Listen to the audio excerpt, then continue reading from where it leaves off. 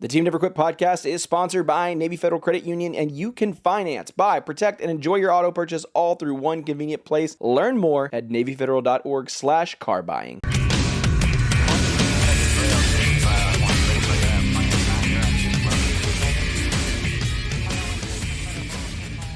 Hey, what's up, everybody? Welcome back to another episode of the Team Never Quit podcast. My name is Andrew, hanging out with Marcus and Melanie today. How are you guys? Blessed and unstoppable. We're good. Nice. Hey, we've got a great guest in store today, but before we get to that, we've got a Patreon question of the day. Patreon question of the day is, what is your favorite meal that Mama makes? Mama Holly? Mama Holly, Or maybe anybody's Grandma. mama. Okay. Anybody. What's my favorite meal my mother makes? It's going to be such a tough... Oh, it's got to be prime rib. Prime rib for Christmas. We only get to have it one time a day. It's so good. Or one time a year. It's so good. And we get all the fixings with it. So it's a meal. It's like the macaroni and cheese and everything you would ever like in a meal. So that recipe is actually in Steve Ducey's cookbook. That's right. Yeah, we made the book. Yeah, she made the book. So it was like one of the top recipes. It was the number one recipe in America, right? Yeah, over Christmas. Over Christmas. Yeah. What's up, Mom? Yeah. What's up? How about you, Jerry? Well, being brought up in an Irish house, I have to say corned beef and cabbage. That's a staple. I was the oldest of four, and I must have peeled 1,000 potatoes growing up, because it was always Gerald, peel the potatoes, and I'd say to Nana Callahan, all right, Nan. And boy, I tell you. But I love potatoes, being that's part of my, but corned beef and cabbage, if I see that on the menu. That's it. In fact, my lady, Chris, she makes it, we usually have it here once a year, of course, on St. Patrick's Day, Right. After I march in the St. Patrick's Day parade here in Naples. So we usually have a house full of people, and we have corned beef and cabbage. Nice. There's so many good meals. It's like hard to pick one. Well, you got it. That was the question. Yeah. I mean, my favorite family meal would be my grandpa's gumbo. That's good. We're from Louisiana. I'm from Louisiana, so Boy. I still have my grandpa. So every time we see him, he makes his I've had it. It's good. gumbo. That's my thing. Wow. Mm-hmm. Man, you can't go wrong with chicken and dumplings. I think that's a staple That's right. for Yeah, us. my mother makes good chicken I dumplings do too. not man. like chicken and dumplings. What? I don't. It's slimy to We- me. I don't like it. But We'll they forgive eat you. I eat crawfish. Yeah. Oh, man. Well, hey, thank you so much I'm sure for there's asking that something question.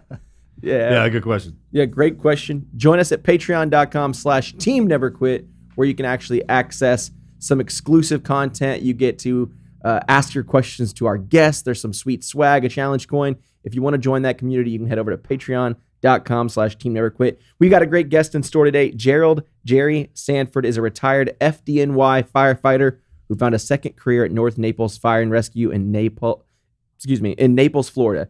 Jerry authored the book It Started with the Helmet, detailing his adventure returning a circa 1914 antique FDNY helmet found in Naples to Ladder 42 in the Bronx the day before 9/11. He returned to service as a volunteer after the attacks in the World Trade Center. Welcome to the show, Jerry. Thank you. It's an honor to be here with you guys and to meet you. Thank you again. That's an amazing story. I can't wait to hear it. I mean, your whole life out there up until the point to where we're sitting right now is amazing. But sometimes I think in the greatest stories, there's the big story, the overall 9/11 when we got hit. But those little detailed stories that go along from from house to house and person to person, man, those are amazing. They tell so many stories. So I'm really looking forward to this. Well, I spent almost 30 years in the New York City Fire Department. I was blessed. Before that, I was 3 years. I was a New York City police officer. So that's a regular thing with y'all, right? I just want to bring that up because when I came up to start living with y'all after some of my buddies fell, I would stay in the firehouses, and we would go out, and then they would run in. We would run into the police, and they'd be brothers and cousins. But then they used to be firefighters. They switch all the time. That's a regular thing. That's not a thing down here. That's unique up there.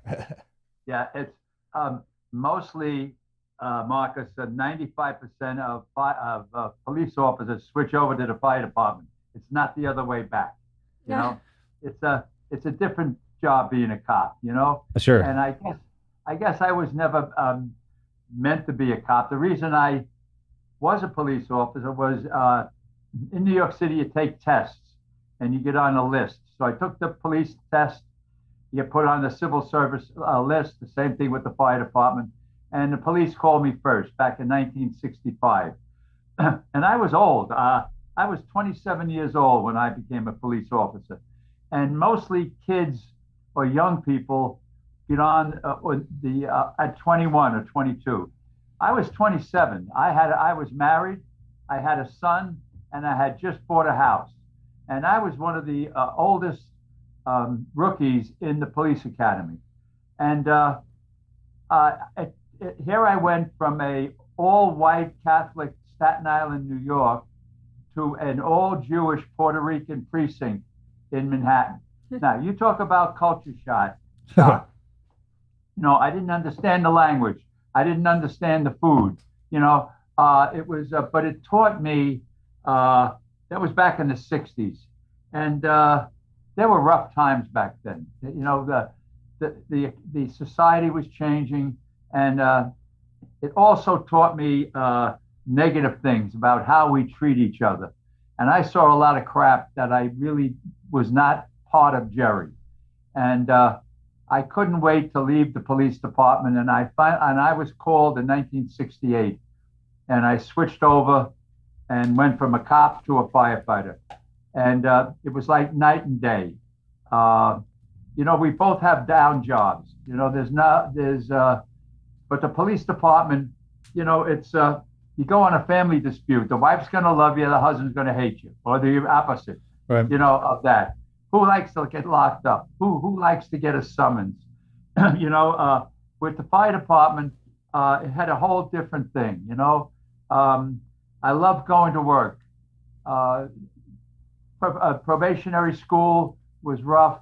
It was hot. It was June and July and August in New York City, and it was brutal. But I'm so happy that I switched over to the fire department and spent almost 30 years. Wait, so you were upset because it was hot, and then you became a fireman? Yeah, I know. I know.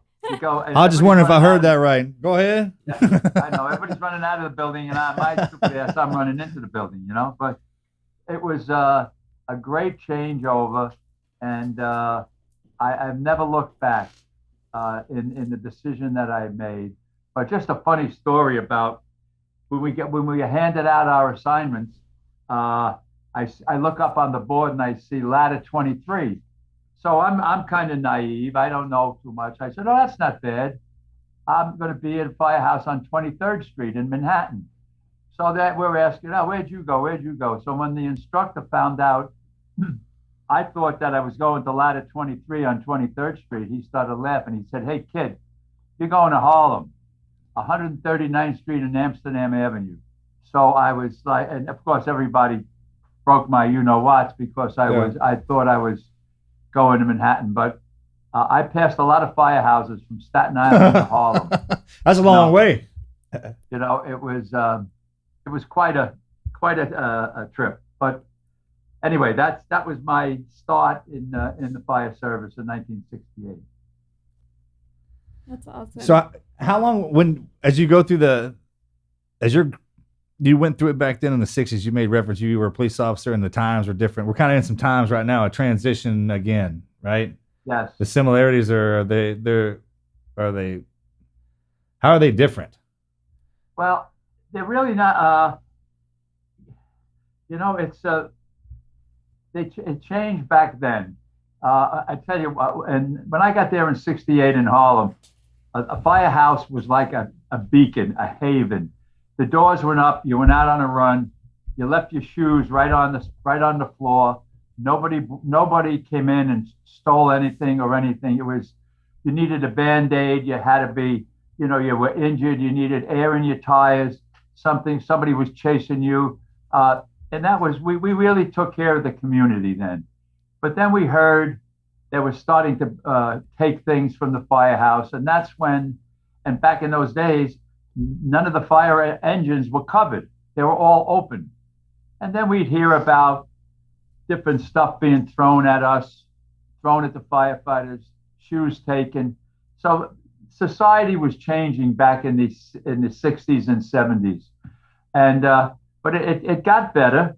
And it's, we just got back from New York just Friday. We were up there last week to talk about the book. And I can't believe how different New York City is now. The last time we were up there, I guess, was before the COVID, and but it's just so quiet. I didn't feel unsafe. I don't mean to sound that way, but it's just restaurants are closed, stores are closed, businesses are closed. This is right now, and no traffic. Back in the day, there would be 40 people opposite you trying to cross the street, and there was 40 people standing with you. And when the light turned green, everybody rushed across to get across the avenue. Yeah. Now, you might have 6 or 7 people, and you just walk across the street. The biggest fear we had was people on bicycles. I mean, it's crazy. I just never saw my city like that, and that we just got back. Yeah, well, it's like it has the flu, right? The whole city has the flu. So it's on lockdown kind of deal. The COVID, and then the crime. I saw police officers last week in the financial district, and 2 of them had BARs. There was about 8 of them standing there. They had on bulletproof vests and they were armed. I walked up to them. I said, "Hey, what did I miss? Did I miss something?" And they're looking at me like I'm nuts. I said, "What are you doing all geared up?" I said, "I was a cop before you were born." I said, "What's going on?" They said, "Oh, this is normal for us now." I couldn't believe it. Yeah. In my city. I'm like, "Are you kidding?" They said, "No." I said, "What happened to my city?" And it was at 7 of them. They all looked down. Not one of them would look at me. I just said, "Oh my goodness, is my city coming back?" And again, they just shook their heads. I mean, so I don't mean to go off on a political rant. Don't get me wrong. No, it's fine. But we were just so taken back at the difference in 2 or 3 years what has happened to New York City. Yeah, we'll get it back.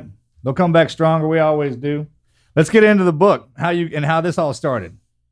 Okay, well, about 6 years ago, I met my lady Chris, and unbeknownst to me, she started recording my stories on her cell phone. We travel Chicago and New York, of course. In New York, we go up every year. I'm in the 9/11 medical monitoring program because of the cancer that I had. So we go up every year, and I tell her these stories.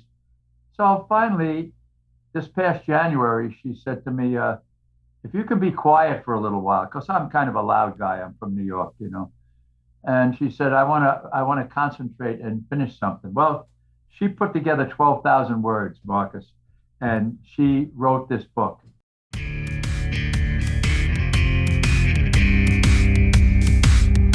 This episode of the podcast is sponsored by 10,000. If you are looking for a pair of shorts that will handle anything you throw at them, I mean anything, whether it's a long ruck, a tough workout, or maybe you even want to get them sandy and get into the water and do one of those kind of workouts, these shorts, they're 7-inch tactical shorts, my favorites, are the ultimate combination of durability, mobility, and versatility. They were developed and tested with over 50 special ops members who put it to the test by rucking, swimming, lifting, beating these things up, producing the holy grail of tough workout shorts. They've got pretty much every special ops team you could think of working on these things. 10,000 is making the highest quality, best fitting, most comfortable training shorts I've ever worn. Actually, no joke, I'm wearing them right now because they are comfortable. I do yard work, I work out, I do rucks, I do a lot of stuff in them. From rucking to Olympic lifting to obstacle course training, their shorts are not only going to stand up in the challenge, but they're going to help you perform better. You're never going to have to worry about those shorts riding up or destroying the waistband whenever your backpack is rubbing against it. You're not going to have to worry about your phone popping out because there's no open hip pockets. They seamlessly transition from land to water, and they've got over 9,500 5-star reviews.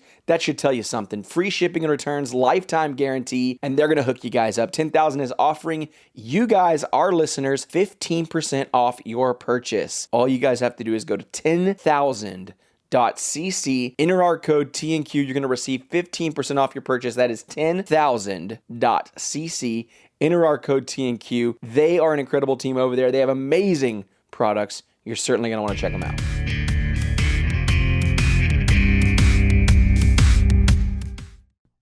And it started with a helmet.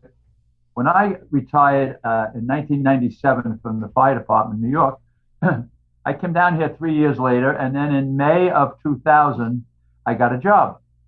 And the chief hired me, and he said to me a couple of weeks after hiring me, you know, we have a New York City fire helmet here in Naples. I said, wait a minute, how'd you get a fire helmet here in Naples? He said, a man walked into the fire station one day. He said it was his father's, and he didn't want it anymore, which I thought was a little strange, and he gave it to us, and we have it up on the, hanging on the wall over at the ladder 44. So we drive over, and I walk in, Marcus, and I look up on the wall, and there's an old black leather fire helmet, and it has, on the front piece, it has 42 in red. I knew immediately that came from the 42 truck in the South Bronx. In fact, it was where my former boss, the fire commissioner, that was his first firehouse. So I'm shocked. I'm like, how the hell did this helmet wind up in Naples, Florida? So he said, do you think they'd want it back? I said, of course they want it back. So I called fire headquarters, and I immediately got abused by the fire commissioner. Like, who would hire you? We just got rid of you, you piece of shit. After 30 years, why would somebody take a chance and blah, blah, blah. So after we got the ribbing over with, he said to me, you know, the firehouse is being renovated now. It's not going to be finished until next year, which was 2001. So I had to talk to the press office all during that time. And about July, Frank Gribben calls me and said, you better make your travel arrangements. The firehouse is going to be completed, and it's going to be rededicated on Monday, September 10th, 2001. Oh, wow. So September 10th, 2001, what did that mean to anybody? What did it mean? It didn't mean anything. So on September 8th, we flew up to New York. I found the man who gave us the helmet, George Kuntz Jr., and two chiefs, and we flew to New York City. So they wanted to go to the firehouses where I had worked. So I took them to ladder 23 in Harlem, ladder 131 in Brooklyn and Red Hook. Took them to Brooklyn Fire Communications, and we went all over the city. But we didn't go to the World Trade Center. There was no reason, no draw that I felt. So the morning of September 10th, we wind up in the South Bronx at the firehouse. And there are hundreds and hundreds of firefighters there for the rededication to cut the ribbon. I get reunited again with Mayor Giuliani, who I had worked with for years. Father Judge, who was one of our Catholic chaplains, they had an altar built, and he was going to say Mass. Anyway, as it turned out, that was the last Mass that Father Judge said, because he was killed the next day, some 20 hours later, along with about 7 or 8 of my other friends and fellow firefighters.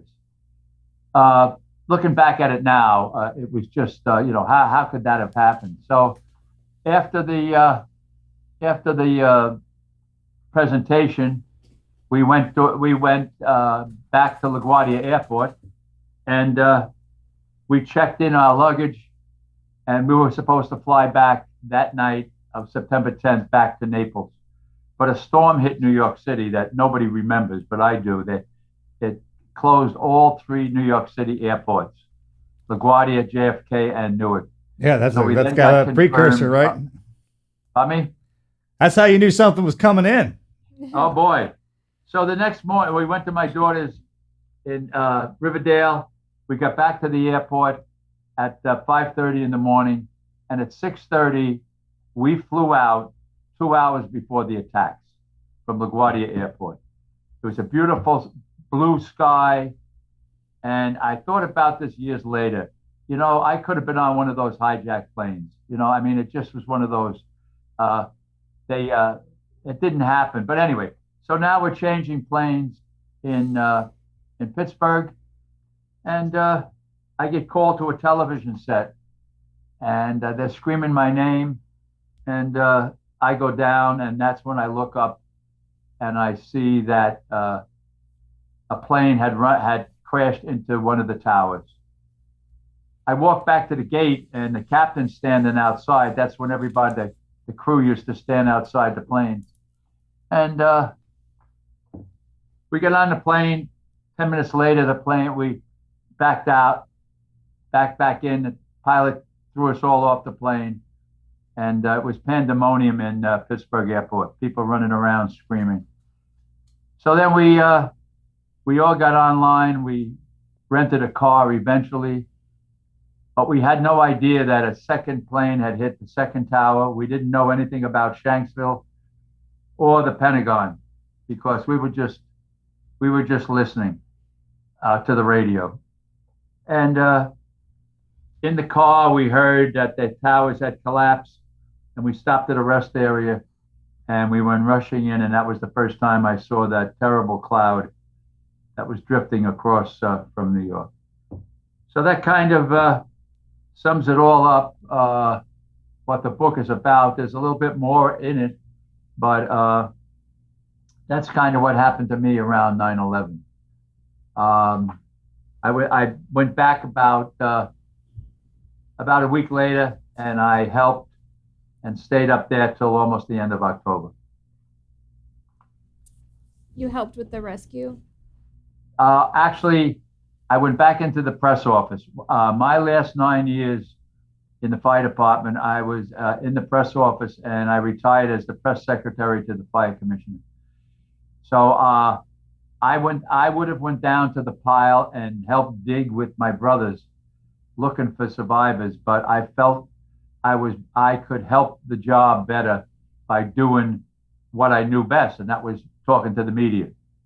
And all of the major news shows that you saw on TV, I was behind the scenes arranging for all the speakers and talk about what that's like. I mean, because the chaos on the ground when everything's coming down, that's one thing. It is, especially when we're watching it unfold. But then there's also the chaos inside everyone's minds of what's happening. What do we do? Somebody tell us something. Because a lot of times you see that when pandemonium is happening, people are trying. If everyone's putting out a different word, it creates more chaos. Talk about how that was going down. How you guys navigated that.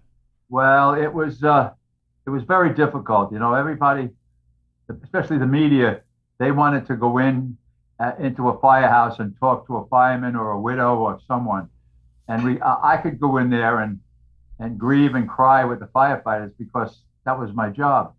But we had a hard time with that. It was a very difficult.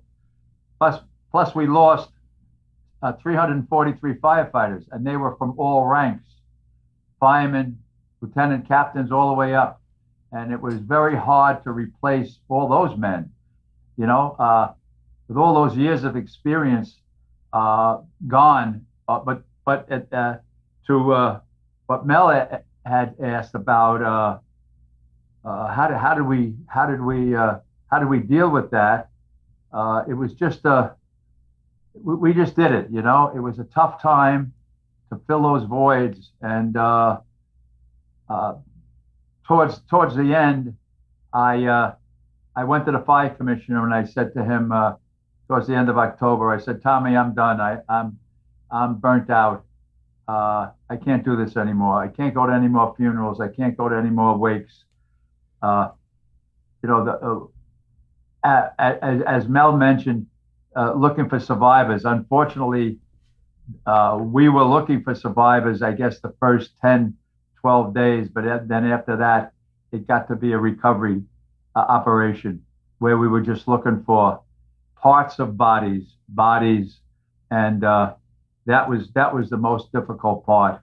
And then you had fathers of missing sons combing the pile, looking for their kids, Yeah. And I ran into many of my fellow brothers that I knew their kids were missing, and to this day, some of them still have not been found, and that's 20 years. So to explain it to people who aren't familiar, when the towers came down, it also cavitated a hole, right? Because New York City, a lot of it's underground. So it actually sunk down in. So what you saw on top was just like the remnant of a pile. Most of it was under the city and on fire, right? It was like a molten, like yes, Mark. That burned. Oh my gosh, I don't know, months and months. For a long time, right? Like a lake of fire down there. Yeah. Oh, there was a lot of fire, which was fueled by the jet fuel from the planes, and that just added to the, to the fire. I got a question. So jet fuel is it burns, right? But it doesn't. JPA doesn't catch fire, or am I saying that right? And that's designed for a reason. It does burn hot, but it doesn't. It's designed to not catch fire instantly. Right. Correct? Yes.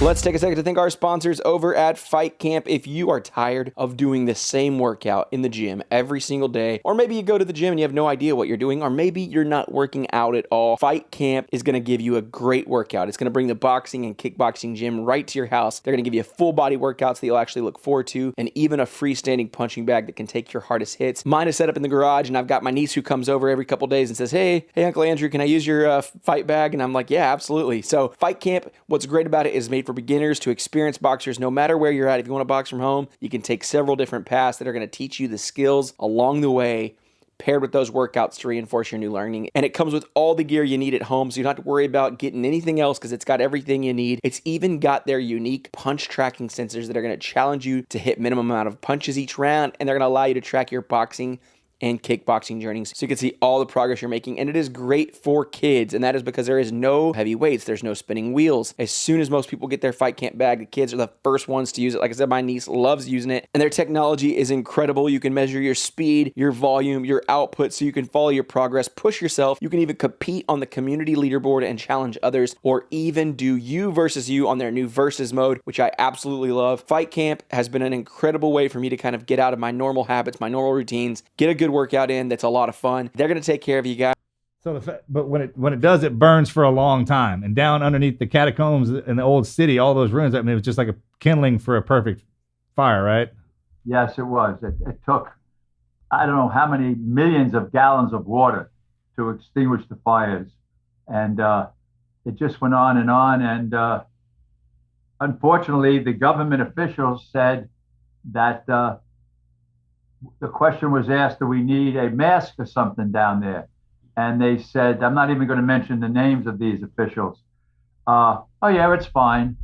So, of course, we all went in there. I took news crew in there almost every day. And nobody put a mask, nobody put any protective breathing anything on it, And lo and behold, 6 years later, I get I don't want to get into it at any length. I get diagnosed with the lung cancer. I'm one of the many first responders that have been inflicted with lung cancer and different cancers. Oh yeah, it's a widely known thing. Wasn't there a trial about that? I was about to say they're taking care of y'all, right? That's being taken care of. I'm sorry. Say that again, Marcus. No, as Americans, we're very familiar with that. You guys got sick up there because you're going in and doing that. They're taking care of y'all, right? Yes, they are. Okay, yes, good. They are. But unfortunately, in fact, in 3 weeks is the 20th anniversary of 9/11. Yes, sir. And I MC a remembrance ceremony every year. And this year is the first year that we're going to be reading all the names of the first responders that were killed on 9/11 and all the first responders that have died since 9/11. And the total as of the other day was like 920. If you add them all up, including the ones on 9/11, it comes to about 920 people that have succumbed to the illnesses. The guys that were killed that day, and then the people that have passed away since. Wow, it's so sad. I've been to the 9/11 Museum in New York City many times. That's our favorite place to go. I mean, we try to make a trip especially right before Christmas, to get in the Christmas spirit. We watch you guys light that tree up. Well, so when everyone caught the flu and everyone shut down, Yeah. We're kind of, man, we're praying for y'all. But every time we go up to New York City, we stop and spend some time at the 9/11 Museum just to reflect, because it's, I mean, even in Marcus's life, that was, I mean, a huge. So I used to stay at the firehouses when my publishing house and is up there. The first time I ever went to New York, this is a great story. I got to dress up. I was in my Navy uniform, not my Cracker Jack. I was in my blues, and went up there and got to go to see New York City firsthand from all the publishing houses and travel around to. They tried to put me up in these expensive hotels, but I just go stay at the firehouses. I literally walk in, knock on it. It was Engine 53, Ladder 43. Right. I think it's in Harlem. That was in the 103rd, right there. It started with them, but then I started working. 53, 43, sure. So Michael Murphy, that was on the mission with Marcus, Medal of Honor recipient, he had a friend that had worked at that fire department, right? Yeah, cousins. Gave him that patch. And so when Michael Murphy was killed, he was wearing we all were the firehouse patch. Yep. And when Marcus got back, he went and stayed at that firehouse. And I've been since. We even brought our kids there one time. Oh yeah. I thoroughly enjoy that. It is completely different than the life that I grew up in and that I know down here. But I was always taught, hey, if you're from the country, you better have a city friend, and vice versa. Because that's where I learned that the police officers, the firefighters are switched, because there's a set of twins up there that I buddy around with, and they kind of introduced us to that world. And if you want to see that city, then you need to become friends with the people who protect it, because they know it better than anybody. I mean, it's an absolute joy to come up there and hang out with y'all. The best time we ever had in New York City.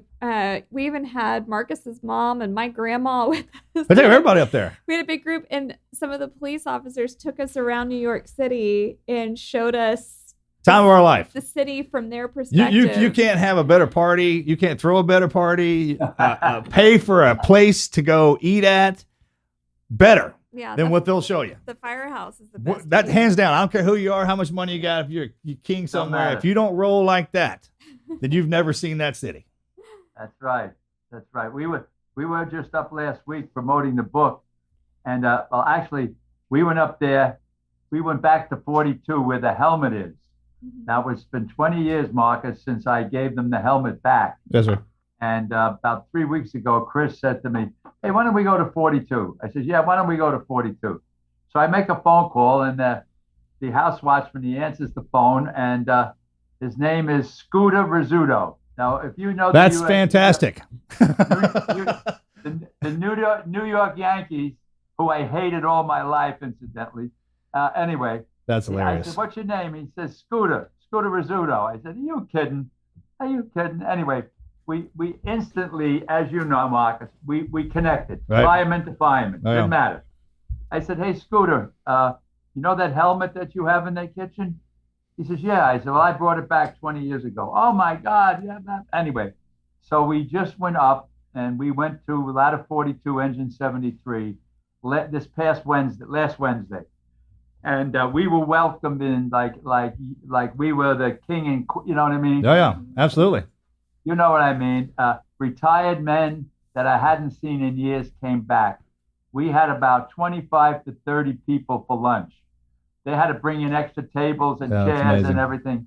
And we really had a great reunion with the brothers up there.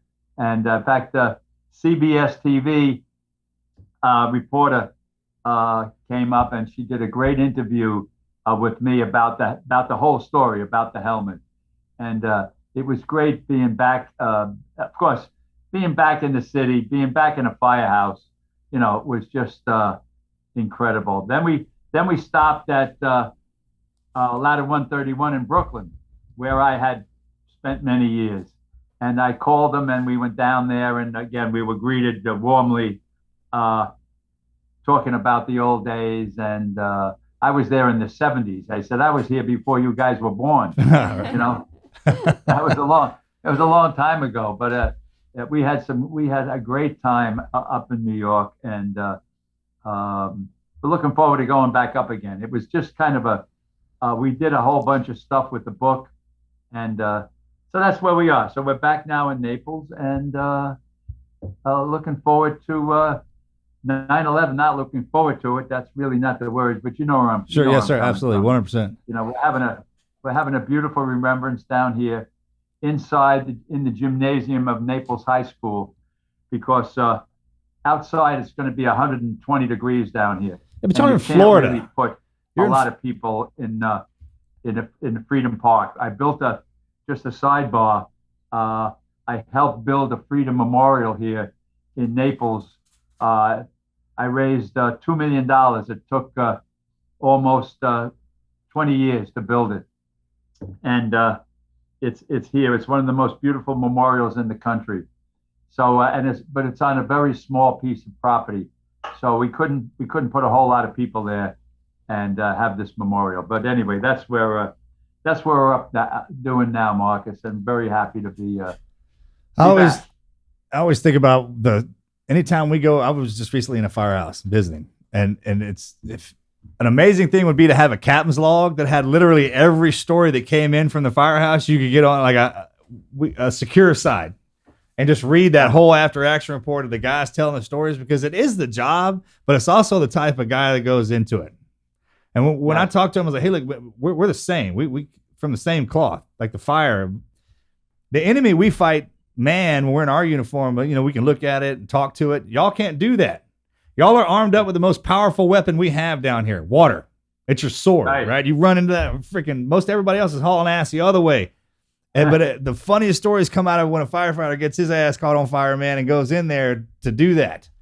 And the camaraderie and the teamwork that goes into dealing with something like that creates the most. Is it a hostile environment? Sure. But it is still loving, and there is a posture in it, right? There is an outline that keeps y'all alive and keeps y'all moving. And that in itself produces a life that man, we're just glad y'all exist, truthfully. I have a funny story, Marcus. I like to tell everyone. When I was a probie up in ladder 23, after lunch one day, we're in the kitchen, and the bravado, I can take more smoke than you. Oh, yeah, I can take more smoke.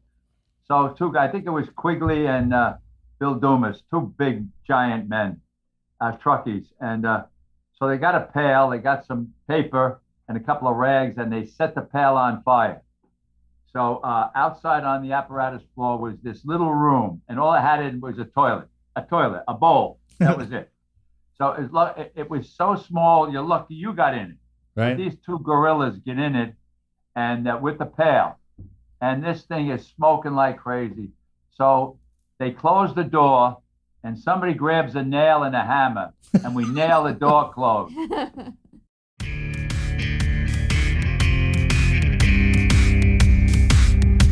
Let's take a second to thank our sponsors over at Vital Farms. If you're like me, breakfast is a staple meal every day. I'm shamelessly love breakfast tacos. It's kind of my go-to thing, which means eggs are extremely important. With so many options to choose from, though, it can be difficult to know which brands you can trust. There's a lot of unsustainable, unethical facilities out there where people are getting your eggs, and honestly, it's not good for you. Vital Farms is committed to the ethical treatment of the animals and the land they raise them on, and they're passionate about their practices and want to share more of their story with you guys. Vital Farms works directly with small family-run farms in the pasture belt to ensure the hens have outdoor access year-round. That means these are humanely raised hens, spend their days doing things that hens love to do on 108 square feet of sunny space per hen. Now that might not sound like much to you, but that is 90 times more space than a cage-free hen. Hens are raised on pastures that are free of herbicides and pesticides, and they are rotated in order to do right by the land, because helping the land helps the hens live happier lives, which means you are going to get the highest quality eggs for your body. And you guys know eggs are one of the best sources of protein, so if you're going to be consuming that, you better be getting the best quality you can get. Vital Farms is B Corp certified, which means they hold themselves to the highest standards, from ethical treatment of the environment, animals, to being transparent in their practices. The coolest thing is you can even see where your Vital Farms eggs came from. Using traceability, enter the farm name on your egg carton for a peek at the pasture. That's just really cool. I mean, if you want to know where your food's coming from, you can't get much better than that. So the next time you're at the grocery store, grab a carton of Vital Farms eggs the next time you're out and start feeling confident about where your food comes from. Go to vitalfarms.com to learn more. Vital Farms, where honest food is raised.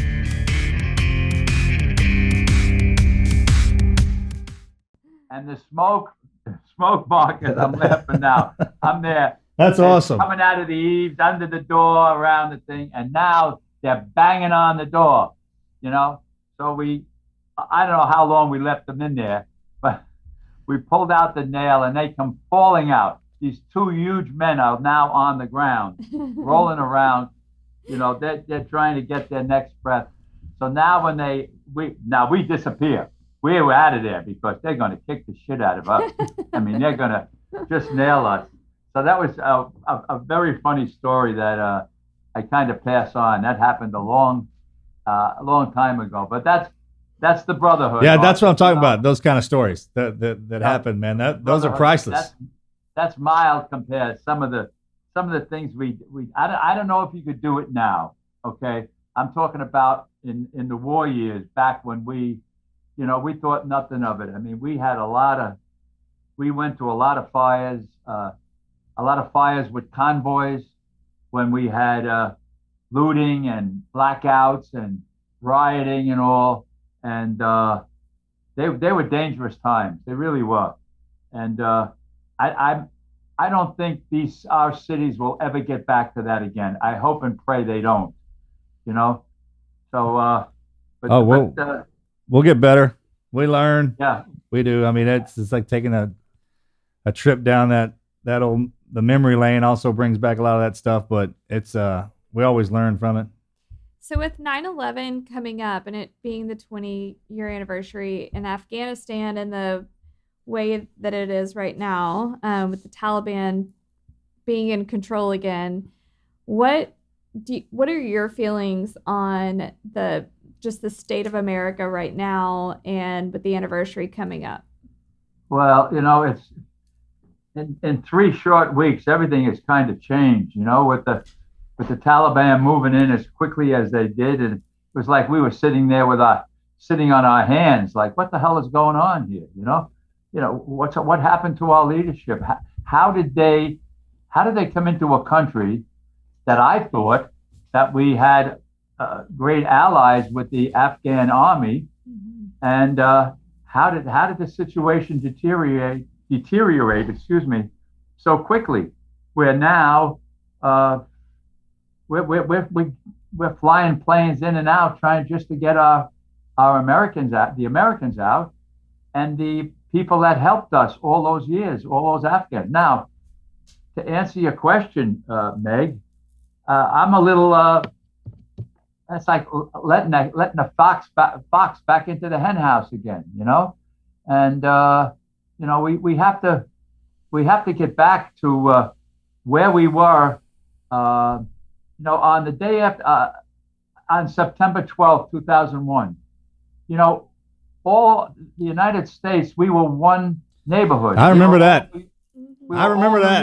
Yeah, I remember that. We were all New Yorkers, all the way down. I was in Florida when that happened. And I remember swelling up. I was like, oh, you could feel like an energy going around when that happened. You couldn't buy a flag. You couldn't find a flag.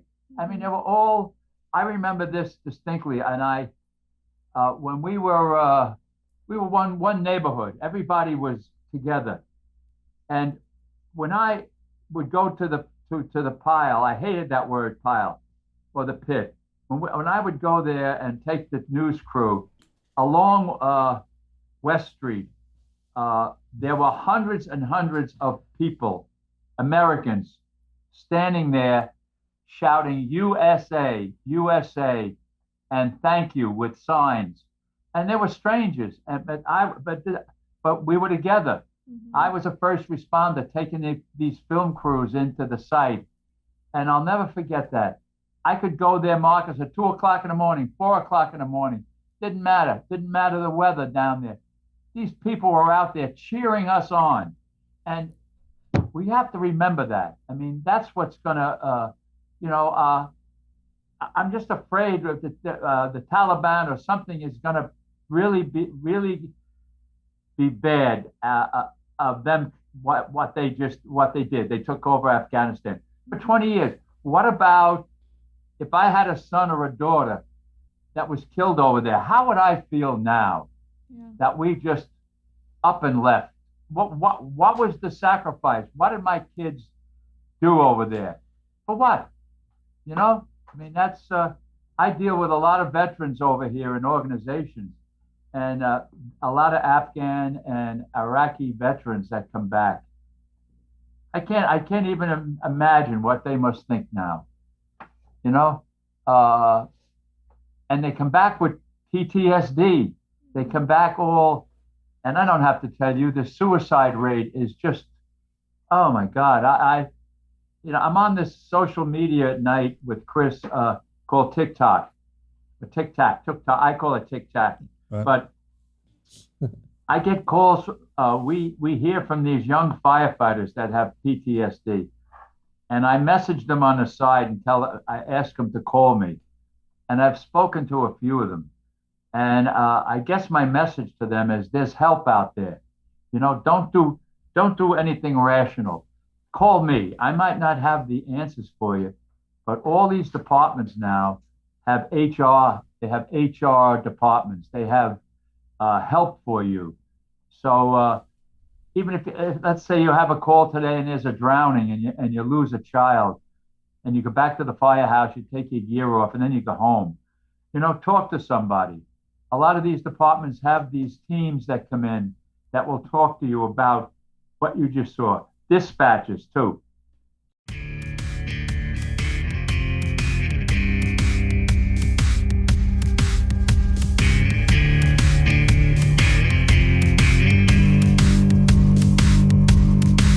We are supported by Navy Federal Credit Union. They have taken care of us now for 2 years, and they keep helping us put out new episodes every single week. I've got to tell you guys, if you have bought a car in the last year or in ever, then you know it can be one of the most intimidating processes, but it doesn't have to be. Navy Federal Credit Union has got you covered. When you become a member of Navy Federal Credit Union, life is going to get a whole lot better. You can finance, buy, protect, and enjoy your auto purchase all through one convenient place. They've got low rates and pre-approval that's good for 90 days, which means you're going to know what you can afford while you're shopping.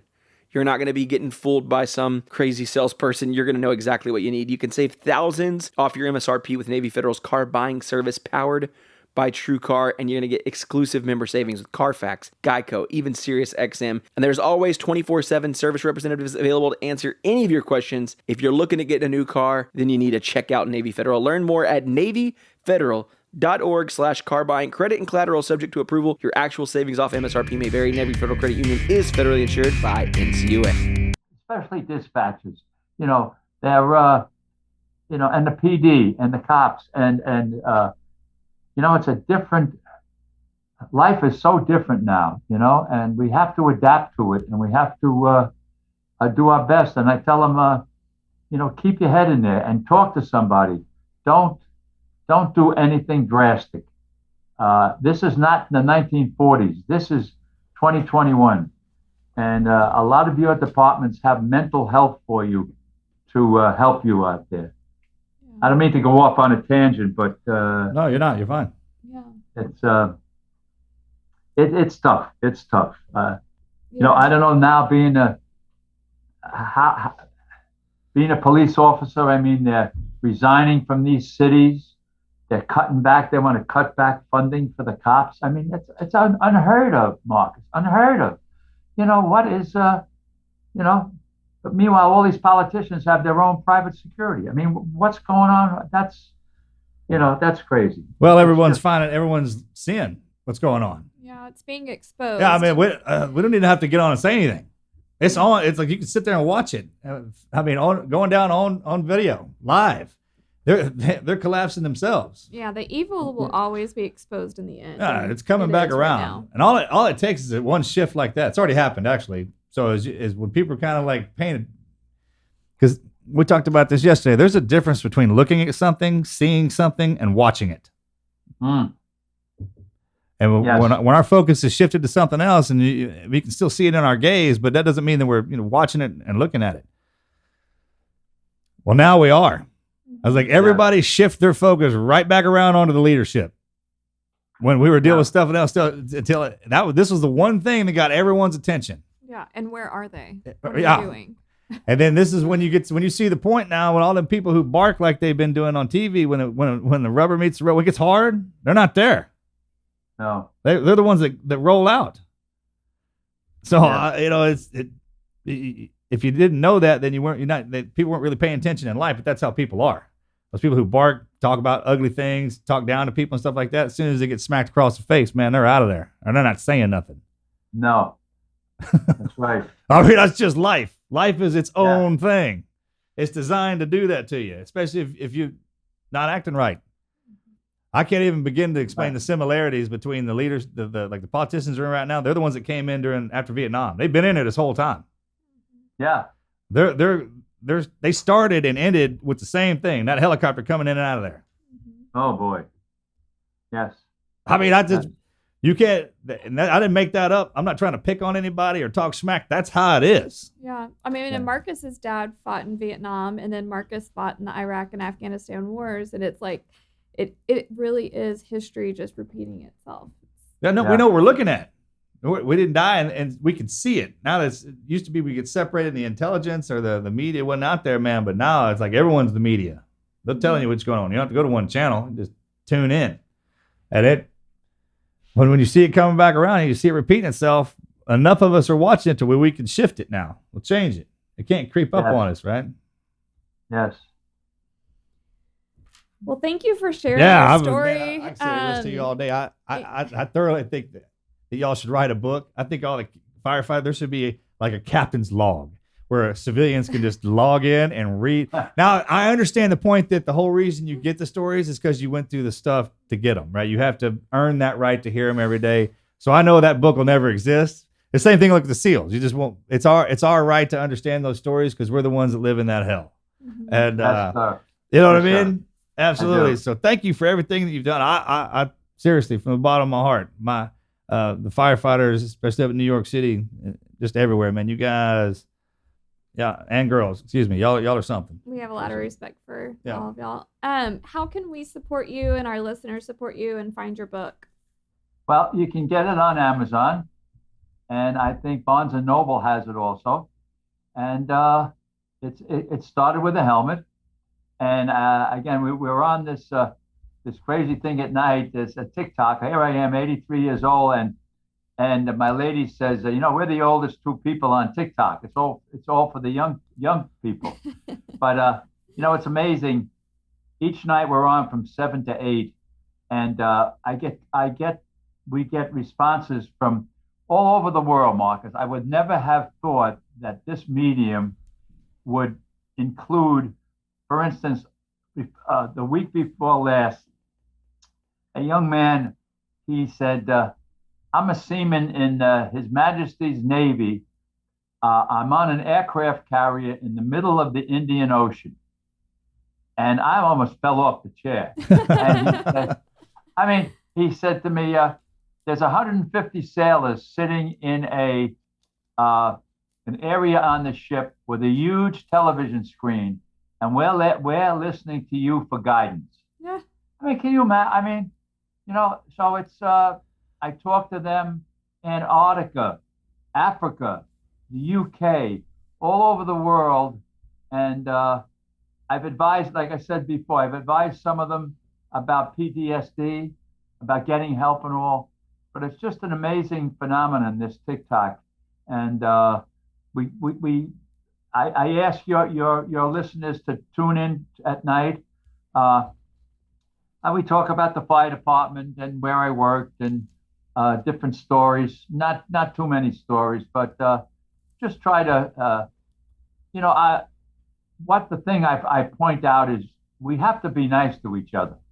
Yeah. My mother taught me growing up, Gerald, it doesn't cost anything to be nice to people. And every night I say that.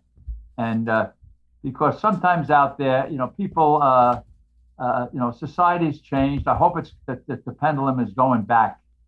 But those are just some of the things where I would like them to reach out to us on TikTok or get the book. And it's just a small novel about me bringing the fire helmet back to the South Bronx 20 years ago. So I guess that's the importance of us, of our friendship. I didn't know of you guys, but I'm honored that you allowed us to come into your living room. You know, Mr. Sanford, we got a file on you, sir. We got you all covered down on. You're part of this. And never, ever, age is rank. It has nothing to do with how much fun you have. So that silver you have, and it goes with that back you got. And when it comes to like how much silver, how much back, you got both. Yeah. So when you come on there and people look to you for wisdom, that's what that means. So we shut up when you open your mouth and you start talking. Now that's a true statement. And I tell you what, I want to later I want to try and make an arrangement with you, because next time I'm in New York, I'm going to try and take that helmet out of there and bring it back to you, just so they have to come back down and like set up some kind of routine where we go in there and try and snatch that thing and bring it back down to you, so they have to come down and visit. Yeah. That's what you know what I mean? You're spoken like a true fireman. Yes, sir. Well, Mark, I don't know if you know Marcus's backstory, but he was a Navy SEAL, and his specialty is going in and sneaking things out of places. So he could definitely do that. I'll just leave a placard with your name on it, my name on it, and us just giving a thumbs up. So. Marcus, God bless you both and your whole crew there. Thank you all. Yes, sir. Take care. Have a wonderful day. Thank you so much. You too. My pleasure. Bye.